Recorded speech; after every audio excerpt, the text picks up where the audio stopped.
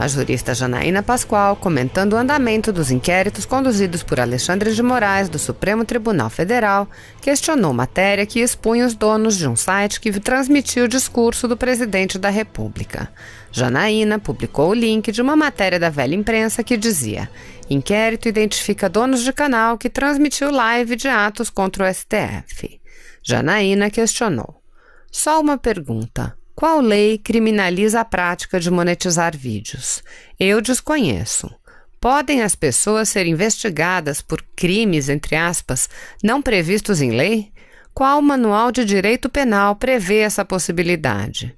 Aquele que teve seu discurso, entrevista, live ou qualquer outra aparição usada sem autorização para fins de monetização, que reclame sua parte. A questão é cível, versa precipuamente sobre direito de imagem, nada além disso. Anteriormente, Janaína Pascoal já havia questionado as motivações dos inquéritos conduzidos por Alexandre de Moraes contra apoiadores do presidente Jair Bolsonaro. Janaína Pascoal disse: todos sabem como critiquei os apoiadores, entre aspas, mais radicais do presidente. Todos sabem que eu chego a duvidar do apoio que, a meu ver, atrapalha muito o governo. Mas essas pessoas não são criminosas. Pode haver, no máximo, uma ameaça, crime de menor potencial ofensivo no Brasil. Ao lado do inquérito das fake news, esse tal inquérito do financiamento de manifestações antidemocráticas, entre aspas, a meu ver, constituem desprestígio ao direito penal. Nem tudo que desagrada, que indigna é crime. Por mais que eu me esforce, não consigo entender o que, afinal, estão investigando. O certo seria pegar eventuais ameaças e instaurar um procedimento para cada um dos autores que ameaçou. Na Câmara, parlamentares de outros partidos também contratam empresas de pessoas que, em suas redes, promovem suas pautas e manifestações. É certo? É errado? Posso não concordar, mas não é crime. As postagens dos parlamentares de outros partidos não são sonetos. Qual a diferença? Esses inquéritos, sim, são antidemocráticos. Ao que parece, existem de forma tão estridente para que tenhamos medo de escrever até mesmo isso. De todo modo, fica o pleito para essas pessoas que estão sendo soltas pararem se tem mesmo algum apreço ao governo. Tanto fato grave a investigar e pessoas barulhentas sendo tratadas como criminosas. Triste. A deputada questionou ainda a abertura de um inquérito pela Procuradoria-Geral da República para investigar o ministro-chefe do Gabinete de Segurança Institucional, General Augusto Heleno. Janaína disse: pelo amor de Deus, não se pode mais falar nada nesse país? Sou testemunha do tanto que General Heleno trabalhou durante a campanha, do tanto que ele se esforçou para segurar o presidente em seus ímpetos. É um homem de idade que ainda está trabalhando pelo país. Com todo respeito, não vejo sentido nessa exposição. O General Heleno, inclusive, é alvo de ataques dos olavistas que vivem pedindo intervenção popular. Eu peço, pelo amor de Deus, ponderação de todos os lados. Agora passo a palavra pelo Amicus Curiae, Colégio de Presidentes dos Institutos dos Advogados do Brasil, ao Dr. Felipe Martins Pinto.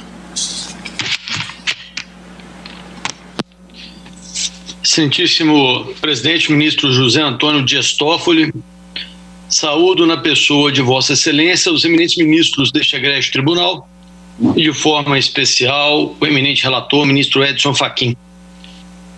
Saúdo também o eminente Procurador-Geral da República, Antônio Augusto Aras, e dirijo uma especial saudação à advocacia, nas pessoas dos presidentes dos Institutos de Advogados do Brasil, que me confiaram a representação nesta oportunidade. Ministro presidente, eu gostaria de suscitar, com todo respeito, uma questão de ordem, uma vez que os eminentes ministros que participaram dos fatos objetos desta DPF, seja firmando a portaria 69 de 2019, seja determinando diligências no inquérito 4781, teriam incorrido em hipótese de impedimento. Dessa forma, o colégio, ele, nos termos do artigo 112, suscita o impedimento.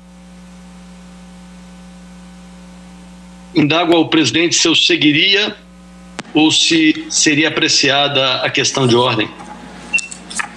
Doutor Felipe, na forma do regimento interno do Supremo Tribunal Federal e na forma do Código de Processo Civil, aplicado subsidiariamente,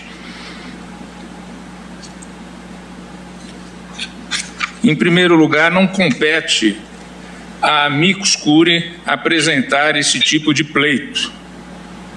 Em segundo lugar, leio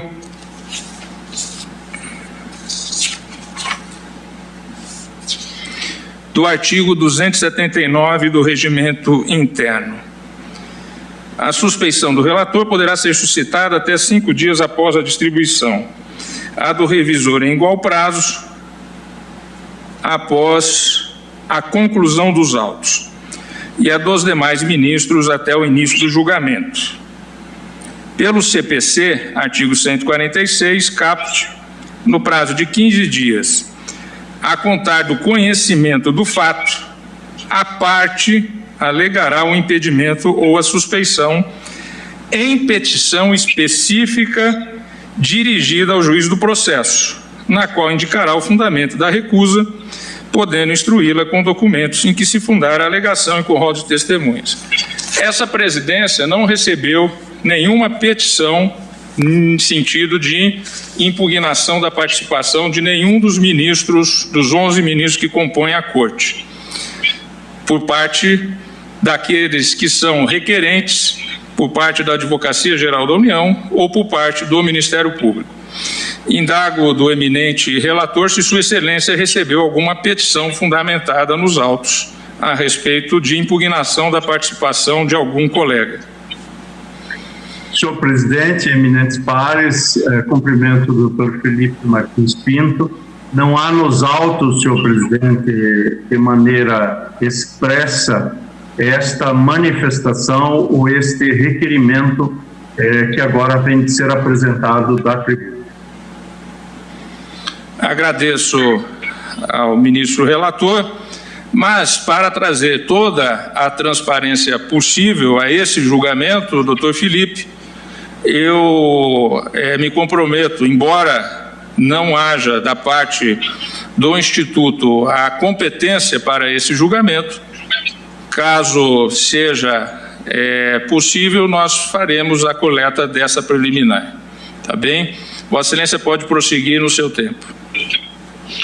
Antes de mais nada, eminente presidente, gostaria de agradecer a deferência, peço desculpa por eventuais equívocos formais ou técnicos, mas o Colégio de Presidentes gostaria de agradecer a oportunidade de se dirigir à Corte nesta ocasião, porque sabemos que ser amigo da Corte é uma deferência, e o Colégio espera honrar essa tradição apresentando aqui argumentos que possam contribuir para uma decisão melhor calibrada diante da relevância dos temas que são objeto desse julgamento. Eminente presidente, eu não me sentiria à vontade para ocupar esta tribuna sem externar, em nome do colégio e em meu nome, o profundo repúdio à utilização de notícias fraudulentas ou, para aqueles entusiastas do anglicismo, fake news, que têm sido perpetradas contra autoridades e instituições, especialmente contra os respeitáveis integrantes desta prestigiosa corte. A advocacia não medirá esforços para combater campanhas intimidatórias e desleais que manipulam a opinião pública, vilipendiam biografias, maculam instituições e acabam por corroer a própria democracia. No entanto, eminentes ministros, as palavras de Guimarães Rosa, que assim como a caríssima ministra Carmen Lúcia, soube extrair o melhor da sabedoria do interior das Minas Gerais, aspas, querer o bem com demais força, de incerto jeito, pode já estar sendo, se querendo mal, por principiar. Fecha os aspas.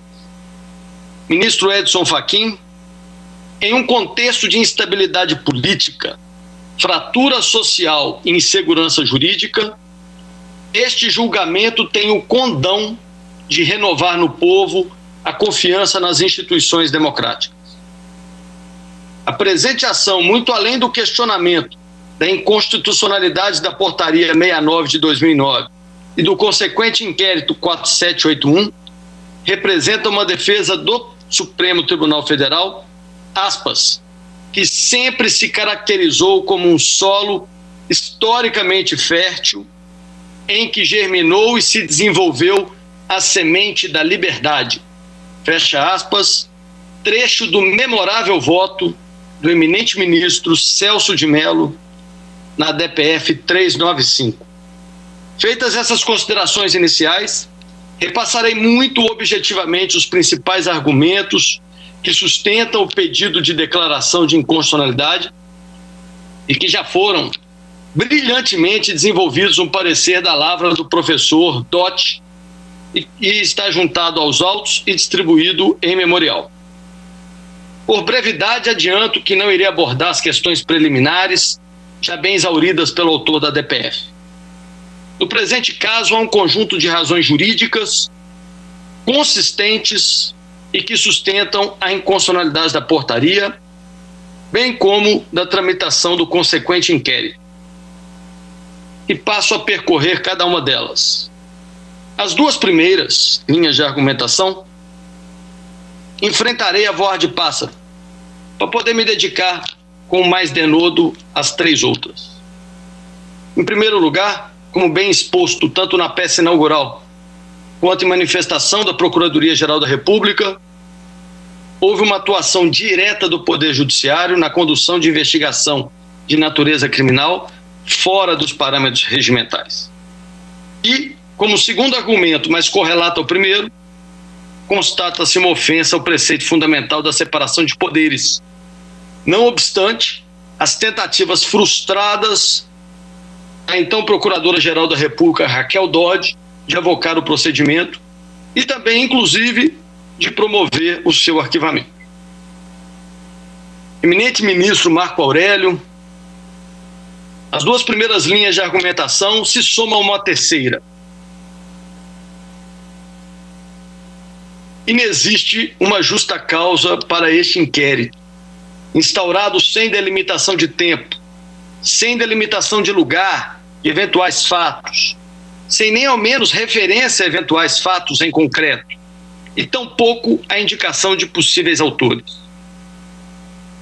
O objeto da portaria data máxima vênia é uma janela escancarada para um horizonte impreciso e inseguro.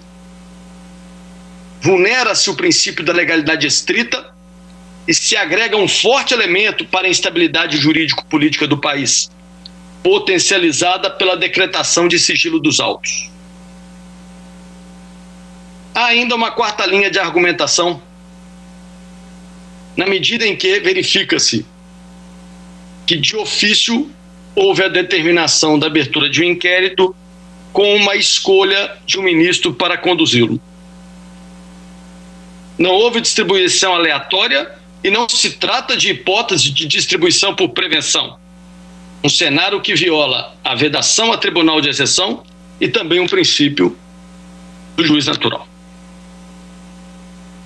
O ministro relator do inquérito, imbuído da tarefa investigativa, decretou o segredo das averiguações, o sigilo dos autos, autorizou buscas e apreensões domiciliares, permitiu interceptação de comunicações e se valeu de meio de prova que são adstritos a hipóteses de organização criminosa, o que mostra com clareza um perigo imora diante de diversas medidas que vêm sendo tomadas em um inquérito cuja constitucionalidade é questionável.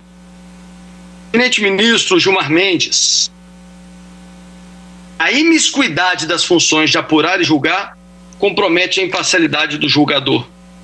Nos exatos termos do caso Persac versus Bélgica, da Corte Europeia de Direitos Humanos, de onde eclode o princípio quem instrui não julga. O julgador que instrui, exposto a essa tarefa, acaba submetido ao que o professor Franco Cordeiro cunhou de quadro mental paranoico, que implica na primazia da hipótese sobre o fato, com comprometimento de sua isenção. Eminentes ministros, não está em questão nem a correção pessoal e nem a